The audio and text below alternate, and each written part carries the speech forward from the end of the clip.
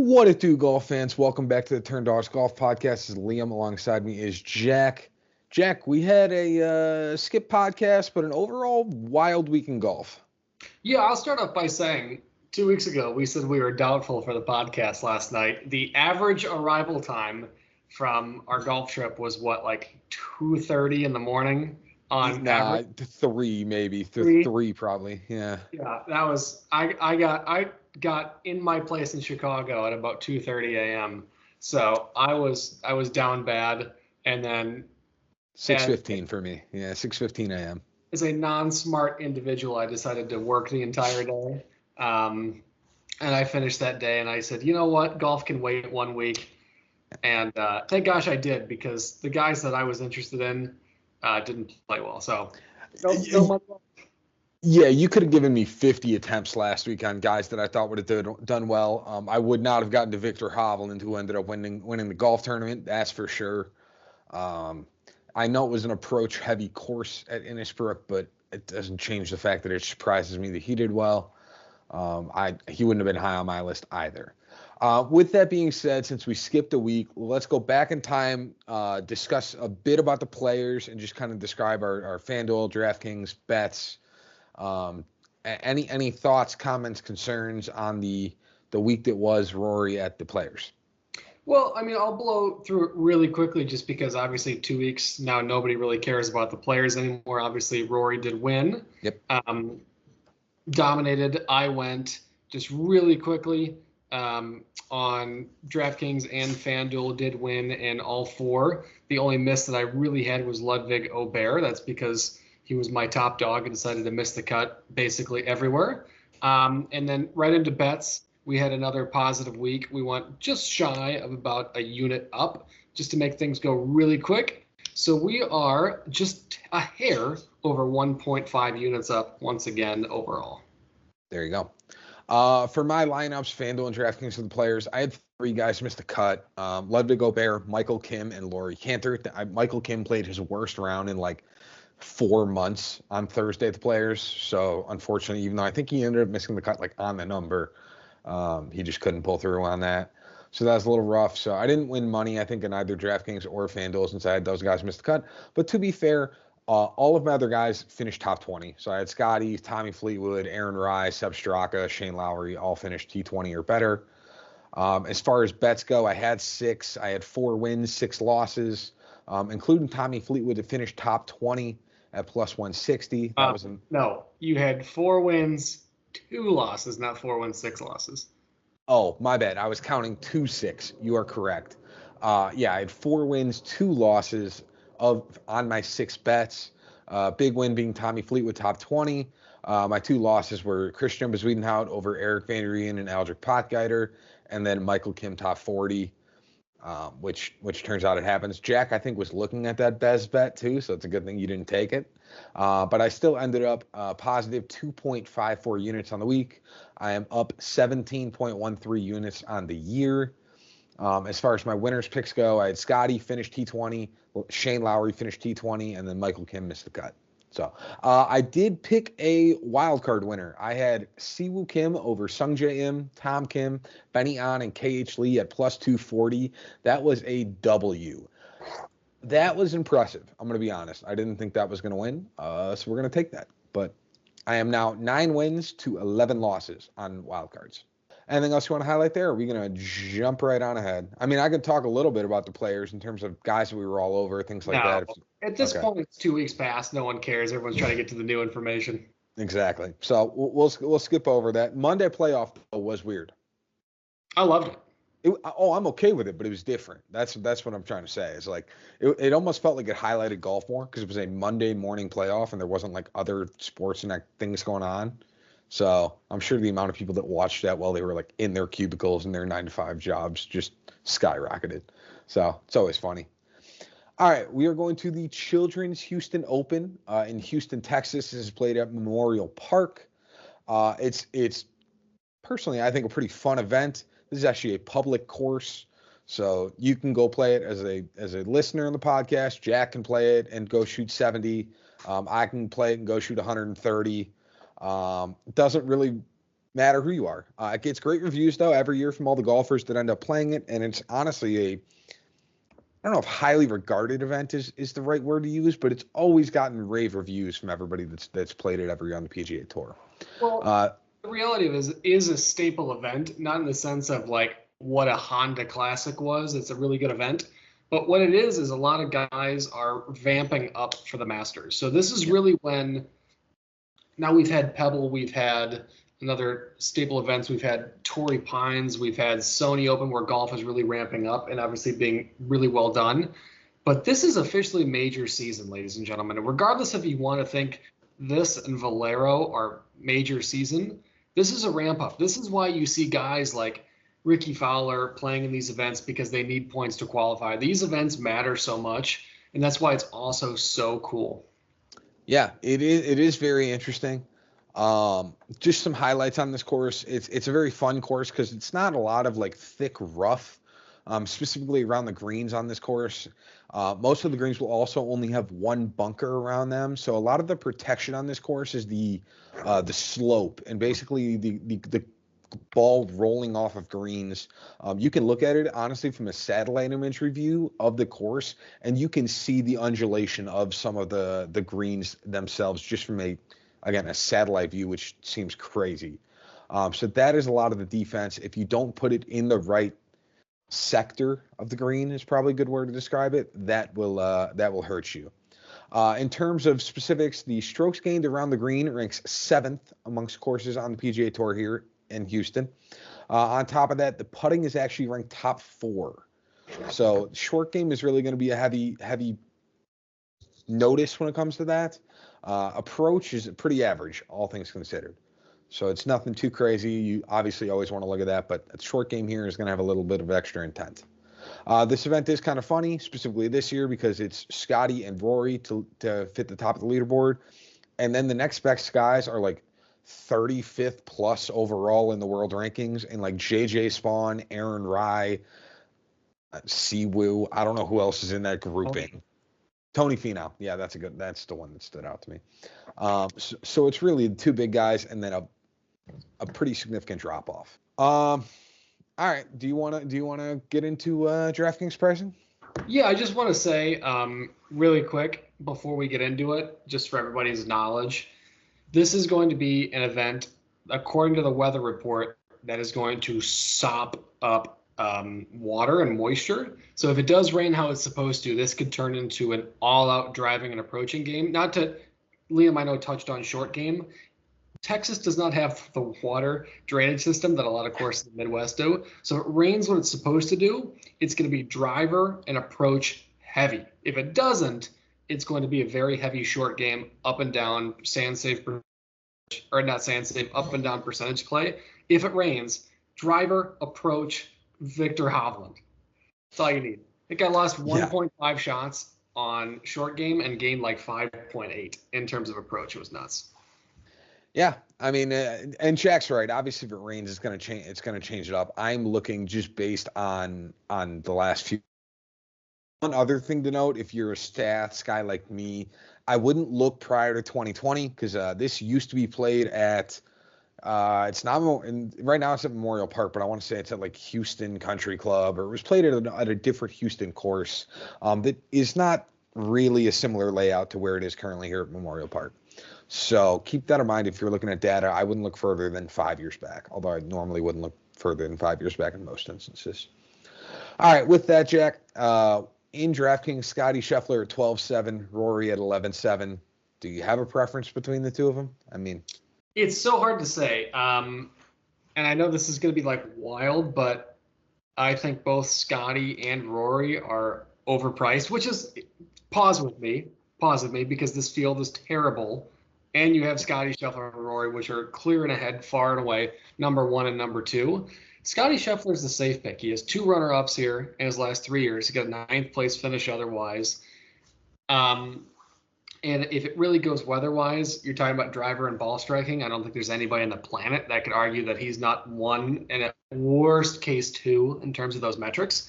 But also this year, I have said it a number of times, Scotty Scheffler has had so many categorical mistakes and has just fought his way out of it. And I despise the comparison between him and Tiger because it's not warranted yet for the next 7 years, if you ask me. Yeah. That's what they said about Brooks Koepka, and now 3 people in the world talk about Brooks Koepka outside of majors. It's true, but You're not wrong. Just funny. dog, and he plays very similar to Tiger in terms of what he did. Now, those categorical mistakes will catch up to him eventually. I think if you can afford it, you can definitely get to Scotty here. But this is just going to be such a crapshoot of an event. Like, if you really take a look at the odds, and the odds makers, if you really know gambling, they want to maximize a lot of profit. Yeah.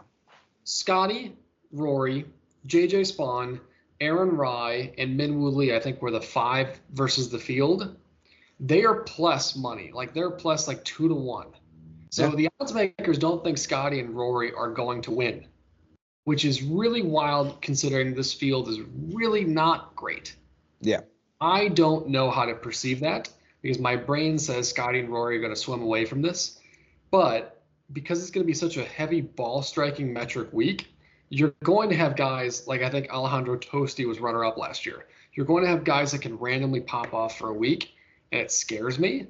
But I think Scotty is 1 and Rory is 2. I don't really have anything on Rory here because I couldn't find data on him. Well, Rory hasn't played this event in like 7 years, basically. He hasn't played it. Of course, yeah. Yeah, he hasn't played it since it's come to the new event, which is fine. He was good on it at the other course. I think he had a couple top 30s and then maybe like a T10. But if you look, I'm going to look at just the recent specific data. If you look at the past 30 rounds for both golfers, Scotty and Rory, Rory's actually been statistically better than Scotty, specifically in putting, but it's been across the bag. Per round on a per round basis in terms of ball striking, Scotty's averaging 1.57, Rory's averaging 1.61. So again, it's peanuts. They're basically identical.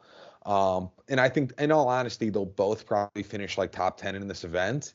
But Rory's $1,000 cheaper in DraftKings. So I think if you want to get to Rory, and because I agree with Jack, I think they're both pretty heavily priced, but I think so many people are going to have at least one of them. You're going to want one of them. So I would stick with Rory at 11.7 and just save yourself the extra 1,000. I tried to make lineups with Scotty Scheffler at 12.7. It's tough. I mean, you probably have 2 guys in the 6K range then, which just like, we'll get into it. Not the best event ever to have multiple guys in the 6K range. So. No. So, all right. Well, you said Scotty 1, Rory 2. I say Rory 1, Scotty 2. But again, overall, find one that makes sense in your lineup based on the other 4 guys you like. Throw them in, and I think that they'll probably finish top 10 this week. All right. JJ Spawn at 9,900 down to Jason Day at 9,000. Well, I love JJ Spawn. JJ Spawn will do better if the rain doesn't hit super hard because he's a magician everywhere else. He's been on an otherworldly tear. Now, at the end of last year, he ranked, I was going to say, like number 1 or number 2 in terms of bogey avoidance throughout the entire PGA Tour, qualified people, obviously. And now he's learning how to score. So we've seen multiple occurrences like at the Honda, the Players, Farmers, Sony Open, where he's now competing with 5 and 6 under rounds in a multitude instead of a sporadic event. So JJ Spawn is really coming into his own, and I think he's really building confidence, and I think he took a lot of positives away in a Players' Championship where he could have simply just taken him. Well, he did take himself out, but you know what I'm saying. Yeah. Against Roy, I think he had a lot of positives to take from there. I think he's number 1. Number 2 for me is going to be a little controversial, and it's Aaron Rai. Or not Aaron Rai. Sorry, I meant Min Woo Lee. I was staring at Aaron Rai. Yeah. Min Woo Lee finished 20th at the Players with a 78. Now, we've talked about my chair just broke under me. We've talked about for the last probably 15 months as Min Woo Lee has continued to play more and more PGA Tour events that he's struggling to find his own. He played really well at Waste Management, played really well at the Hero, or that's not the Hero Challenge, it's Hero Dubai. I think this is an event that suits him better than some of the other events. And with the lower field, I think he can kind of catapult that. And if you're 9,600, if you can finish top 25, I'll take that all day and twice on Sundays. And like this is a really good spot for him to really showcase his metrics because let me tell you, that guy, his club speed is stupid. So if he can mitigate those short game misses that he's had transitioning over the PGA Tour and these events, I think he can really separate. I think he could be a good shot here. Yeah, I mean, you kind of highlighted Min-Woo Lee. I like him a lot this week, in all honesty. If there's anything to note on, Min-Woo Lee has always struggled in history with approach play, and it's been better so far to start this year, which is great. But let's also remember, when I went over the course 5 minutes ago, approach play is just kind of like meh here. You just need to survive on approach play. You much more care about around the green play and putting. That is basically Min-Woo Lee's biggest strength outside of hitting the ball 400 yards sometimes. So I actually think he's got a good differential choice this week, especially because I don't think he's going to be super popular. I think a lot of people will see Min-Woo Lee and they'll be like, man, he's so up and down. I don't know when to trust him. Like, I don't know if I like him this week. I think he's a very valid option to go to this week. I think he'll be okay. So I don't mind going to Min-Woo Lee either. I'll also mention Aaron Rai.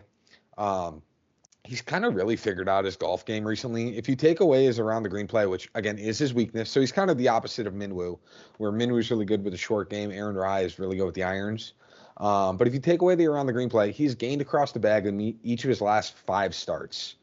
Admittedly, I don't love him costing 9,800, although I don't like Min-Woo Lee costing 9,600 either. But I think Aaron can do quite well this week. I discussed earlier, again, that around the group play is important, but I don't think it'll stop Aaron Rai, especially based on how good his irons are. In his 3 starts here, he has 2 T7s and a T19. So I think he's probably going to lock in a nice T20 and call it a day. So again, maybe not a win, but I think an easy T20 from Aaron Rai. So sweet. Do you have a top on here, or is it just JJ Spawn 1, Min-Woo Lee 2? I think so. I think a lot of people are going to fight for Tony Finau just looking at course history. I don't think he's shown at any stretch of the word that he's worth anything over 8,200, let alone 9,200. His only good finishes have been at Pebble and Genesis, which have nothing to do with Texas.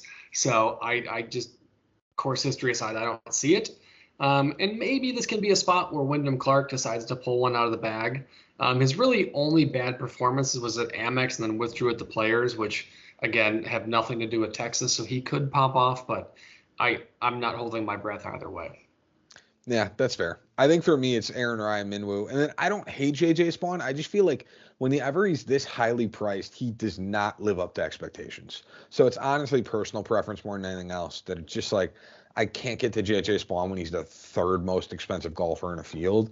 I feel like I'm not getting enough value based on that play there. Because he's more like, he's the kind of guy that could finish top 20, but he also has all the likelihood in the world to miss the cut. So I would rather just not rely on that. So. All right, into the 8K range we go, right? Siwoo Kim at 8,900 down to Keith Mitchell, Cashmere Keith at 8,000. Well, let me start off. There's 3 guys that I really like. Number 1 is Jacob Bridgman. It's hard to find a golfer that's under the radar, but also hotter than he is. At Honda, I finished like T15 and then made the cut at the Players. Really good spot last week and finished T21 here the last time he played. I think this is a really interesting spot for him just because he has 3 top finishes in his last 4 starts. He's been known to really dabble about being consistent 67, 68, 69. And unless Scotty decides to shoot 8 under every single round, I think the weather is going to slow down some scoring. Yeah. So if you're getting me 69 3 rounds out of your 4, and you get maybe a 71 in there, I think he has a good shot to finish top 30. So I think Jacob Bridgman is going to be a really good option. Outside of him, I do like Maverick McNeely outside of the Players, which he just really had a poor showing with an 81. I don't know what the heck happened. 2 of his last starts before that included a runner-up and a 9th place finish. So he does have the opportunity to really possess that. We talk about Maverick McNeely. He just really struggles on Sundays with nerves. Maverick McNeely in 4 career starts has been solid. Nothing worse than 27th place. And I think he can really get a good go here. Just his approach play when he's on is on. But Keith Mitchell, my God, if there's a course that he should dominate, even though historically he has not, this is going to be the track. He's kind of had a rough stretch of not being able to capitalize on a lot of birdies. The lone scoring fest was at Waste Management and at Amex. I think if he can really get it all together, he should be able to pull 4 rounds out of his butt, and I think he can actually have a great amount of success here. Yeah, Cashmere Keith, I'm always rooting for specifically this week, so I hope he does well as well. You mentioned Jacob Bridgman. Yeah, he's got great form. I love him this week as well. He's gained over 7 strokes with this putter in 2 of his last 5 starts, which is a very high amount. If you're gaining 7 strokes with a putter, you're usually in like top 3 in that field. He also finished T21 here in his lone start here at Houston last year. So I'm very high as well on Bridgman. Yeah, to be honest, I actually think I like this 8K range almost more than the 9K range in a few spots. I think some of the options are probably better. And again, you're saving yourself the extra, like potentially $1,000. So keep that in mind. I'm going to highlight Alex Smalley. He, based on strokes gain statistics for the last 30 rounds, he's the 4th best player in this field. Bear in mind, he's at $8,200. Now, again, that is just strokes gained metrics. That is data. Might not necessarily pass your eye test, but if you relied on him last week on the Valspar, he probably burned you as well. But prior to that, he rattled off top 20 performances, I think 4 straight times, 5 straight times, 5. And all he did was lose with the putter twice, and that was it. He's also had 2 top 20 finishes here in 3 starts. I think Alex Smalley is a very good option, and I'm very high on him this week. I will mention Michael Kim as well. He had 1 bad round at the Players, which is basically his 1 bad round in his last 7 starts. And that was, of course, when everybody else on the planet was watching. Otherwise, he basically gained across the bag. He did it again last week at Valspar. Therefore, I'm going back on the bandwagon. He's also lost strokes to the field just 4 rounds in his past 30 rounds. And he's been T30 in each of his last 8 events outside of that bad performance at the Players. So I like a T30 out of Michael Kim. He's probably going to gain across the bag, and he's probably going to play well this. So, yeah, those are my guys. Do you have a top 3 in this range, Jack, or is it just the 3 guys you mentioned? I think it's the 3 guys I mentioned, but I mean, don't sleep on Max Grazerman. Don't sleep on Taylor Pendrith, Steven Yeager, who's done well. I'm not saying I think they're going to come out and win, but I don't think there's an opportunity to sleep on those guys. I would have thought you would have been all over Dietrich. Now that he didn't he play well last week at Valspar? Am I thinking of the wrong guy? Wasn't he like T16?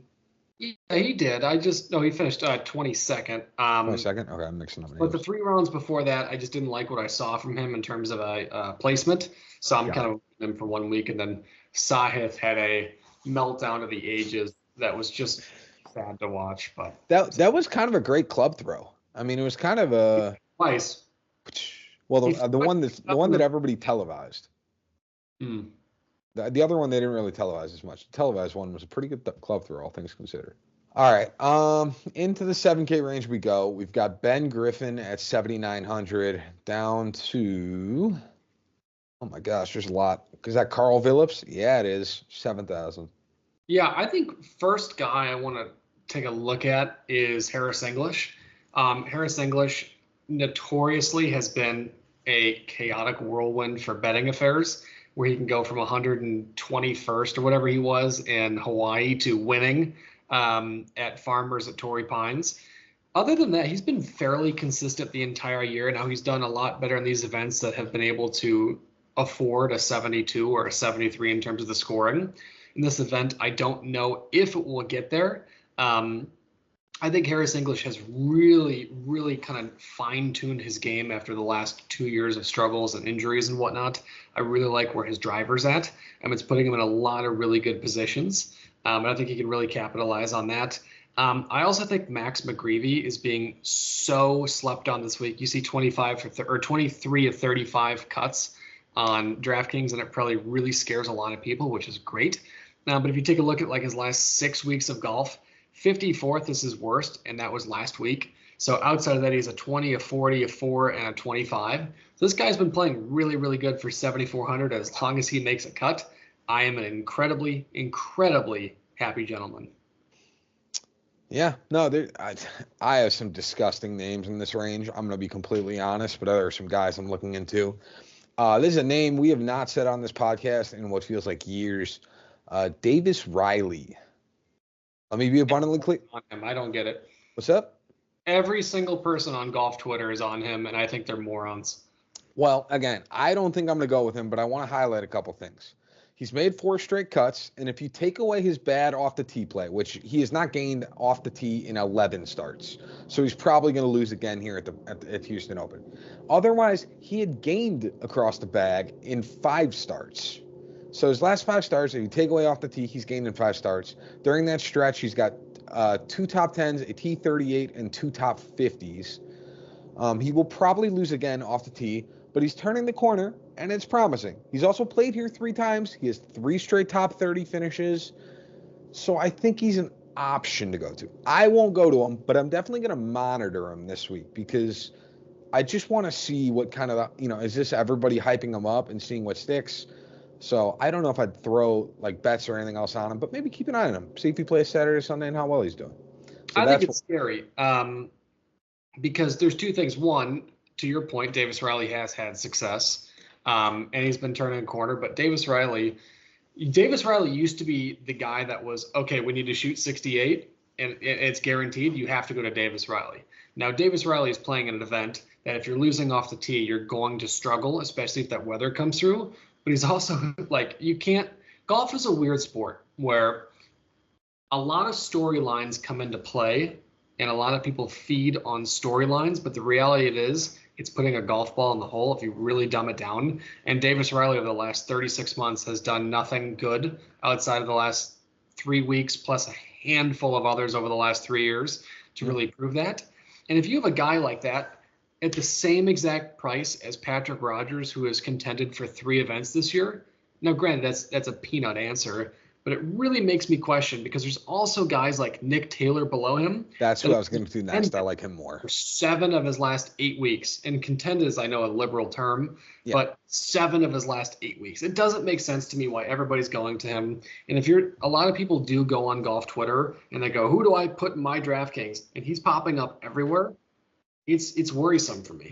Yeah, and again, I'm not getting to him, but I think he's somebody just to keep an eye on. If he continues to do well, if he does well this week, continues to kind of push forward, he should be a name that you should really look out for in the future. So start with Davis Riley. Jack mentioned Nick Taylor. He's missed 1 cut in his last 10 starts. It was the Players. We'll let it slide. That's an important tournament. It was also the first time he lost on approach since July of 2024. Now, I know I said earlier at the start that approach isn't like the craziest thing this week. It's pretty average. I'm not going to be mad at anybody for being one of the better approach players in the field. That's for sure. Trust me, I don't think he's going to go crazy this week, but I think he can easily get top 40. And in terms of this range, I think he's honestly pretty poorly priced. I think you could easily have put him as more expensive, and I wouldn't have really thought anything else of it. So that's one thing to note. I want to say Nico Echevarria is in here at 7,400. He is a similar play, in my opinion, but a slightly safer option than Davis Riley. At least he contends as of recently, but he's very streaky. He is somebody that is more of an eye test as opposed to a data guy.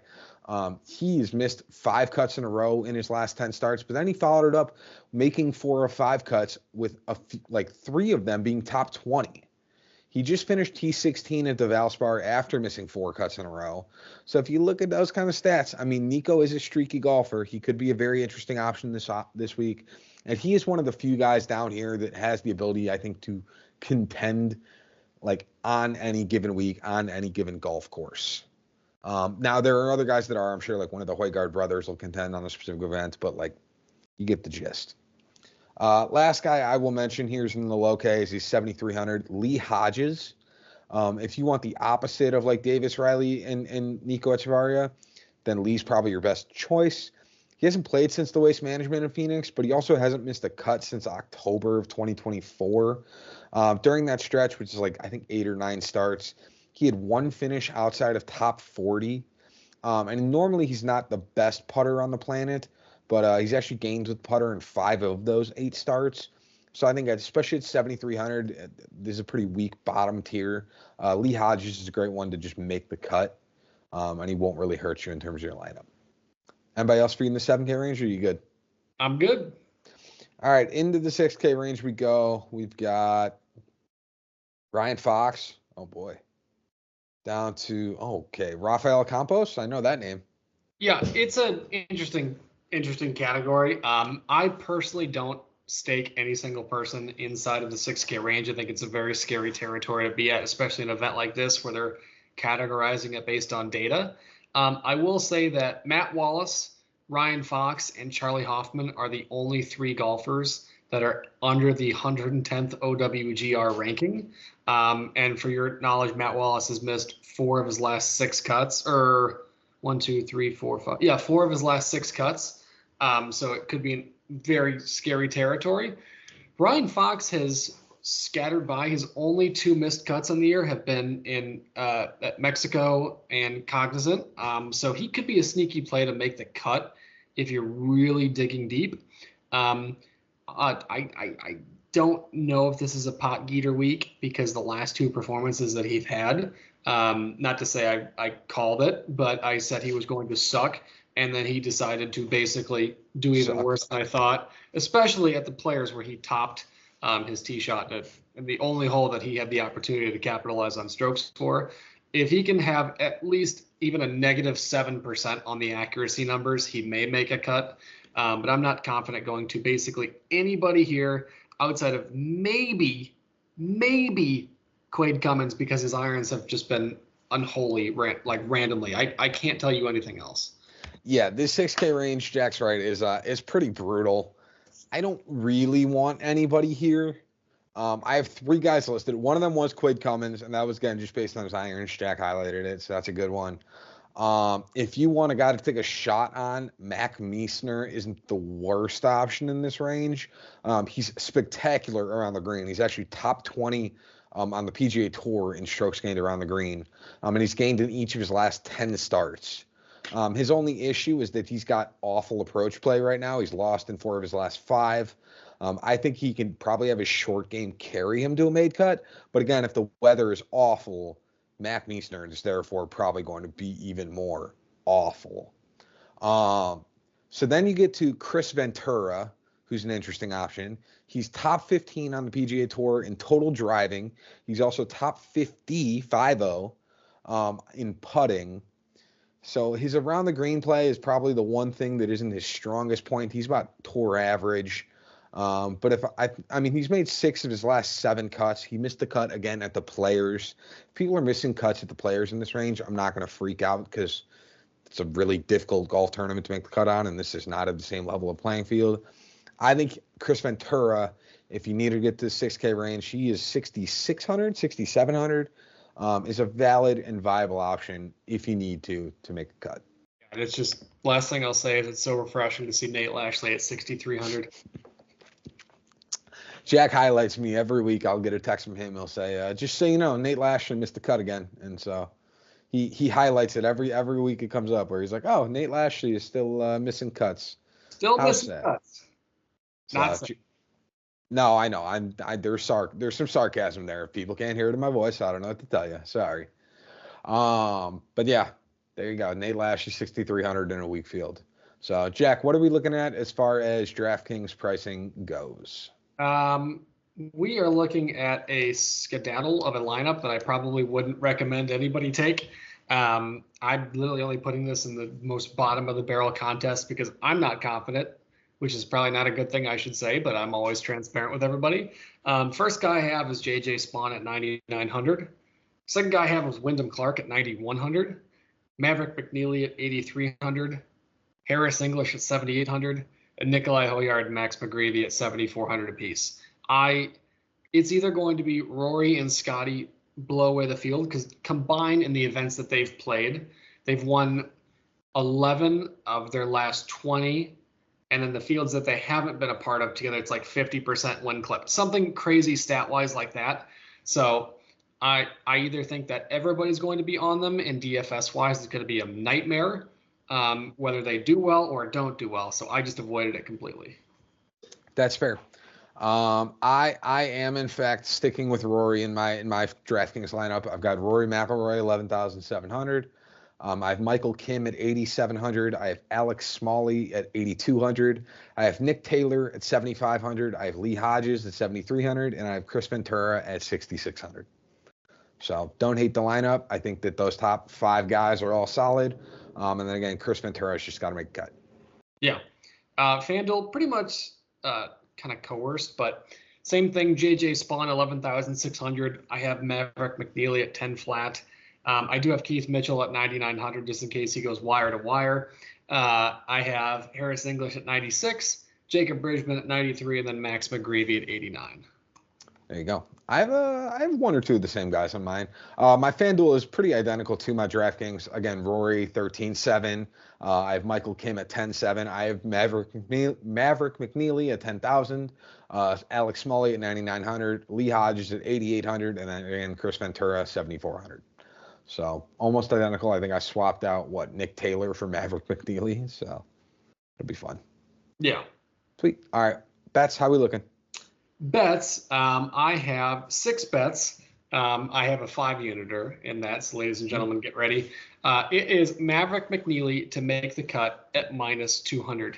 Now, Maverick McNeely, you might look and see he's missed a third of his cuts, including the last event at the Players. But outside of that, I think he missed at API because he had like an 80 on Friday. But outside of that, that guy's been a stick for like the last 8 or 9 consecutive events that he played in, including a win at the RSM Classic. This guy, when I say if his approach game is on, and we've talked about him a number of times, Stanford prodigy, this guy can be a really solid player. Now, this field is garbage below like 7,200, and that's where I think a lot of guys are going to fight for. I think this is going to be an event that maybe 79 players make the cut. I think there's going to be a lot of ties on the board. You're talking about a guy that is consistent as all. I mean, yeah, he has 80s in two his last 2 starts, but other than that, his average is still below 70. So if you're giving me 4 under on average at like a worst case for a -200, I absolutely love that. 5 units right there on the board. I have Thomas Dietrich to make the cut. I'm not as high on him as Liam suggested earlier. In terms of the odds, if you're giving me 0.5 to 1 on a made cut from a guy that's consistent like that, I'm taking it. I have JJ Spawn, Rory, and Scotty to make the cut parlay at -159. 3 most consecutive most consistent players in the world, it feels like right now. I'm taking that at barely, 0.7 to 1 odds. I love it. Keith Mitchell, top 48 in ties is -120. That's brought to you by Bet365, not a sponsor. Unless you want to be, then call me.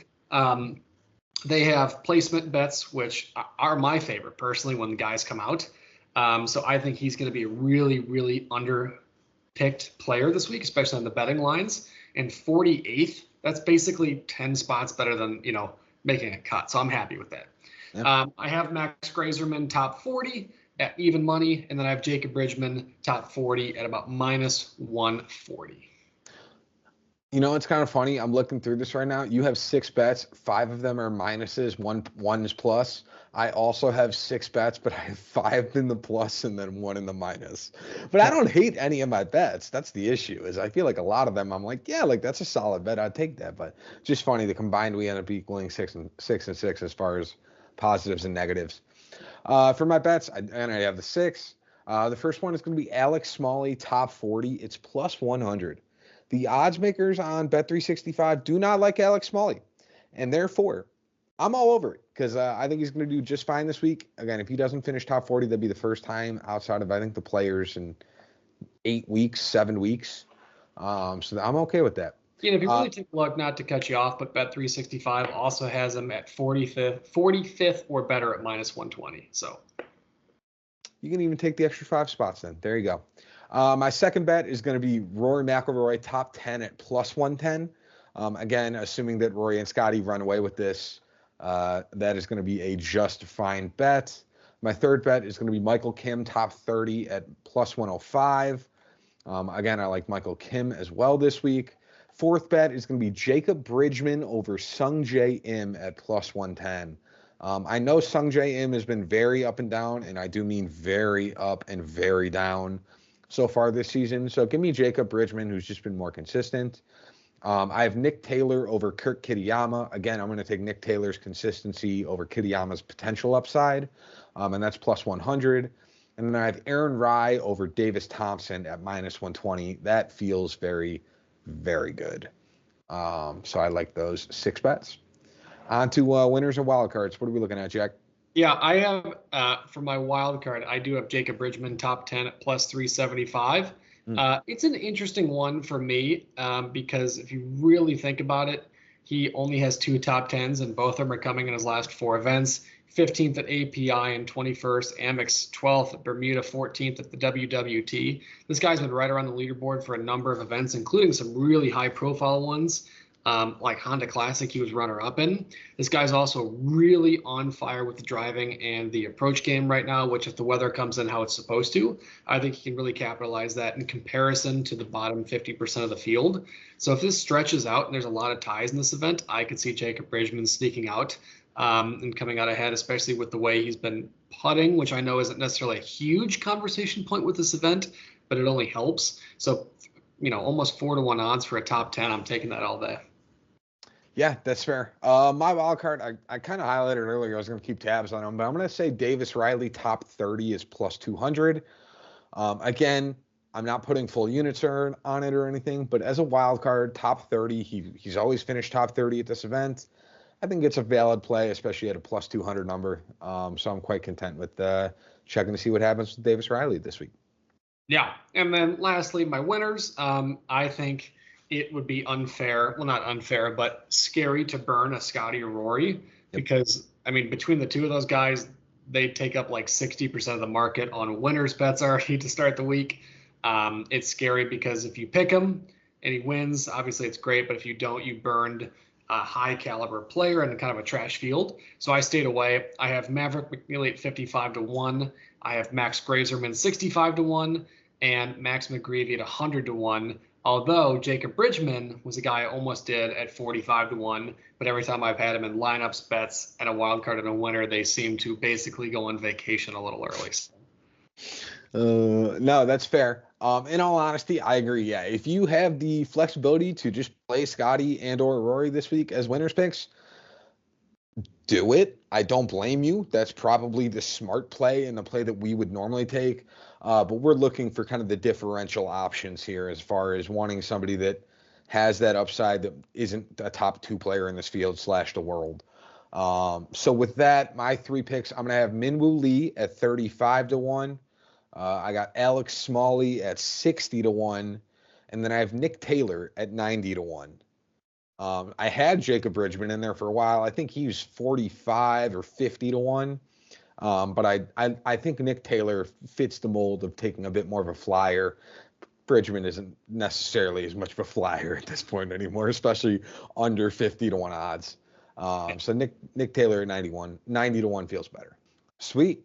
With that, that is the Children's Houston Open at Memorial Park in Texas. Next week we are at the Valero. And then the week after that is this place called The Masters in Augusta, Georgia, if anybody's ever heard of it. So it makes a lot of sense. We are doing some place called The Masters. At a place called The Masters. Oh, it's a place called Augusta. Well, I said we're going to Augusta. I know. All right. Jack will give me the round and round of semantics in 2 weeks once it comes into figure it all out. So in 2 weeks, we'll go to the Masters. Until then, let's build up some money and some revenue here at the Houston Open so that way you can bet extra at the Masters. But with that, we'll leave you to it, and we will see you next week at Valero. Deuces.